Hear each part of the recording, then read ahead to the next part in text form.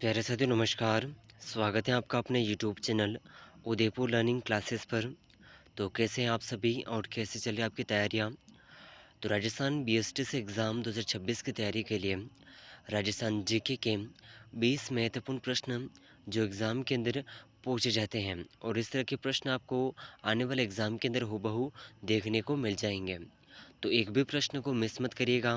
इन प्रश्नों में से आपके कितने प्रश्न सही होते हैं कमेंट करके ज़रूर बताइएगा। तो बिना समय गवाए शुरू करते हैं आज के महत्वपूर्ण प्रश्नों को। तो क्वेश्चन नंबर 1 आपके सामने है। राजस्थान के किस शिलालेख में चौहानों को वत्स गोत्रीय ब्राह्मण बताया गया। तो ये कौन सा शिलालेख है जिसमें चौहानों को वत्स गोत्र ब्राह्मण बताया गया। चिरवा शिलालेख, बिचौलिया शिलालेख, श्रृंगी ऋषि का शिलालेख और अपराजित का शिलालेख। तो सही आंसर होगा ऑप्शन बी। ठीक है, ऑप्शन बी बिल्कुल सही आंसर हो जाएगा। और देखिए 1170 ईस्वी का यह शिलालेख बिलवाड़ा में स्थित है और इसमें सांबर और अजमेर के चौहानों के वंशक्रम और प्राचीन क्षेत्रों के नाम जैसे जाबालीपुर और शाकंबरी का इसमें उल्लेख मिलता है। ठीक है, अगला प्रश्न देखिए। कुवलयमाला ग्रंथ में प्रतिहार शासक वत्सराज के समय कितनी देसी भाषाओं का उल्लेख किया गया है। तो 15, 18, 22 और 25 भाषाएं। तो कितनी भाषाओं का उल्लेख हुआ है। 18 भाषाओं का।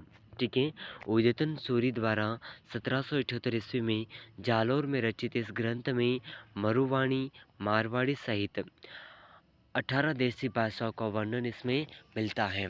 ठीक है, ज़रूर याद रखिएगा, very very most important question है। अगला प्रश्न है क्वेश्चन नंबर 3। रूपाजी और कृपाजी धाकड़ का संबंध किस किसान आंदोलन से था। बिचौलिया किसान आंदोलन, बेगू किसान आंदोलन, बूंदी किसान आंदोलन और बीकानेर आंदोलन। तो सही आंसर होगा बेगू किसान आंदोलन से इनका संबंध था। ठीक है, बेगू किसान आंदोलन से। विश्लेषण देखिए। 1923 में गोविंदपुरा गांव में सभा के दौरान ट्रेच के आदेश पर चली गोलियों में ये दोनों शहीद हुए थे। ठीक है, अगला प्रश्न है क्वेश्चन नंबर 4। अलाउद्दीन खिलजी ने जालौर के किले को जीतकर उसका नाम क्या रखा था। खैराबाद, जलालाबाद, मोमिनाबाद, खिजराबाद। तो क्या नाम रखा था। इसका नाम रखा था जलालाबाद। ठीक है, 1311 ईस्वी में कानरदेव चौहान को हराकर के खिलजी ने जालौर जीता था और शिवाना का नाम खैराबाद और चित्तौड़ का नाम खिजराबाद रखा था। ठीक है, अगर पूछ जाए तो ज़रूर याद रखिएगा। अगला प्रश्न है क्वेश्चन नंबर 5। राजस्थान में वालरा कृषि का एक प्रकार है। तो वालरा किस प्रकार की कृषि है। स्थानांतरित कृषि, शुष्क कृषि, मिश्रित कृषि, गहन कृषि। तो सही आंसर कौन सा होगा। स्थानांतरित कृषि है। ठीक है, दक्षिण राजस्थान में भील और ग्रास्य जनजातियों द्वारा पहाड़ी ढलानों पर की जाने वाली खेती को वालरा या चिमाता और दजिया भी कहते हैं। ठीक है, ज़रूर याद रखिएगा। तो क्वेश्चन नंबर 6 आपके सामने है। दादू दयाल के देहांत के पश्चात दादू पंत का उत्तराधिकारी किसे नियुक्त किया गया था। तो दादू पंत का उत्तराधिकारी किसे नियुक्त किया गया। सही आंसर जल्दी से बताइएगा। तो ऑप्शन 1 है रजब जी, सुंदरदास जी, गरीबदास जी, माधवदास जी। तो ये बनाया गया था गरीबदास जी, यानी कि ऑप्शन सी बिल्कुल सही आंसर हो जाएगा। गरीबदास जी दादू दयाल के ज्येष्ठ पुत्र थे। दादूपंत की मुख्य गद्दी नारायणा जयपुर में स्थित है। ठीक है, अगला प्रश्न देखिए क्वेश्चन नंबर 7। मत्स्य संघ का राजस्थान में विलय कब किया गया था।